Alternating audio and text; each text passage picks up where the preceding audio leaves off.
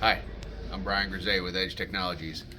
We have the new Rebel V3 short loader here that we've just released, and I'm going to give you an instruction on setup calibration. This is for technicians who are installing a Rebel V3 machine. There's some calibration and setup that needs to be done as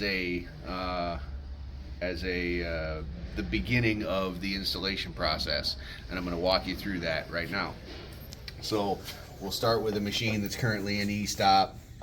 We release the e-stop, power up the machine, clears our alarms, everything's functional.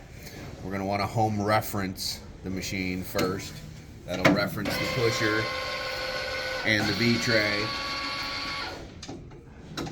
References all that to home. Okay, now we have a machine that's ready to operate. The first thing I want to do is calibrate the separator fingers. Okay, I want to calibrate the position of the separator fingers, and there's a few steps in that process. The first thing we want to do is we want to go to the part menu, and we want to select a bar diameter to use for this calibration process. Whatever material you have available, make sure you measure that material and you know the diameter. Enter that diameter into the bar diameter parameter here on this page. We've got a 1.2 inch bar, so I'm setting that to a 1.25 inch bar, so I'm setting that to 1.25 inches. Then we're going to save and load part right here, save and load, so that we activate that part with that 1.25 inch bar diameter. Okay. The next thing we're going to do is go to the admin screen. When we get to the admin screen, we're going to home fingers first, make sure the fingers are home, which they currently are. And then next thing we're going to do is we're going to go to bar position here. We're going to press the to bar position button right there. That'll bring the fingers forward to the loading position. Okay. And then we're going to check, like we would previously on a Rebel 102, the position of the back of the bar relative to the back of the lifting fingers. And you can see right now this bar is too far forward. Okay, so we want to bring this back some so that it lines up better with the back edge of these lifting fingers. So we're going to come back to the control panel, and we can jog bigger or jog smaller. In this case, we want to jog smaller. So we're going to jog smaller, feeling the back of that bar relative to the back of that lifting finger, and get it roughly flush, give or take. Okay. Once we get to that point, we're going to press Auto Calibrate Fingers 0. Okay, when we do that, in this case, we get a warning and says that the finger calibration is out of range, essentially, relative to the home proc switch.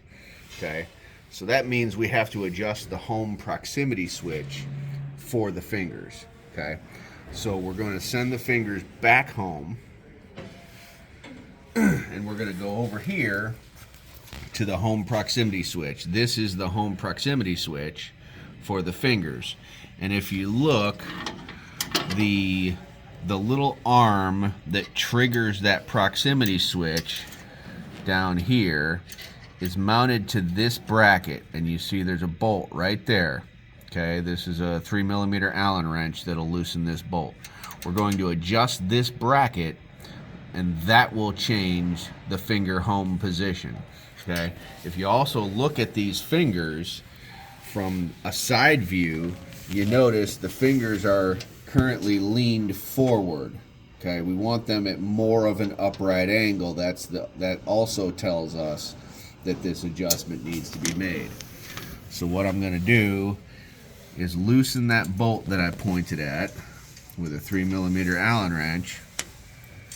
Once I loosen that bolt, I can adjust the bracket, and I don't know if you can see the bracket moving or not. I'm going to loosen it one more bit.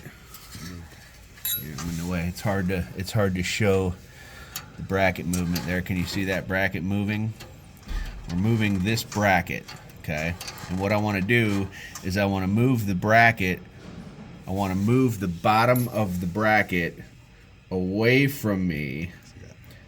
I want to move the bottom of the bracket away from me so that the finger home position is further back. So as I rotate that bracket back, you notice the proc switch turns off. Okay, I want to adjust it to where that proc switch is off and tighten the bolt again to hold it in position. The proc switch should remain off as I tighten the bolt. That'll allow the finger home position to be more of an upright angle. Okay, once I've done that, I'm going to send the fingers to the bar position again, bar on position, and then we're going to send them home again. Once we do that, we notice now the finger home position is more of an upright angle. Right? That's a better position. Once we've made that adjustment, if it was necessary, sometimes it's not necessary, then we can go to the bar on position again, and we can go back to our first adjustment, adjusting our material position relative to the back of the lifting fingers like we were before. Now in this case, I need to jog forward just slightly. I find a position that I like relative to the back edge of those lifting fingers. I like that. And then I touch the auto calibration button again. This time it calibrates successfully. It does not give me the warning, which means it successfully calibrated the fingers to that position. And it hits save parameters.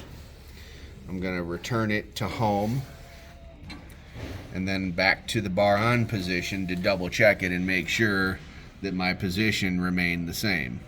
In this case it does. The position's good. That calibration is complete. I'm going to send the fingers home one last time. That's calibrating the finger position. Okay. The next thing that I'm going to do is I'm going to calibrate the V-tray position. So we're going to hit the back button, take us back to the admin menu. We're going to go to the jog set V-tray menu.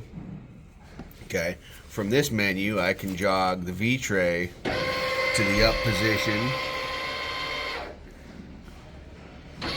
or to the home position, or I can manually jog it up or down wherever I like. Okay, I'm going to jog it to the up position. I'm going to take my material and set it on the V-tray rollers. Okay, at this point I should already have my bar feeder aligned to the spindle. I'm now checking the V-tray roller position relative to the spindle for this particular bar diameter. Okay, and I'm adjusting the bar relative to spindle center. Okay, so I want to adjust the bar height at this diameter relative to spindle center. I'm going to adjust it down or up to get this bar diameter to line up to the center of my spindle. Okay, and then at that point I'm going to press the auto calibrate V-tray center button.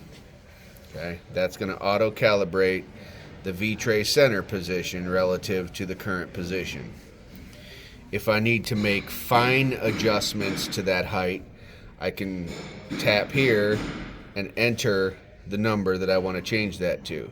So if I wanted to move it up a little bit, I'd go 108.50, enter, and then save parameter. Okay, and that'll adjust that position up slightly from where I was.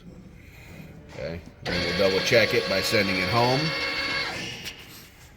and sending it back up again, and double check your material to your spindle center.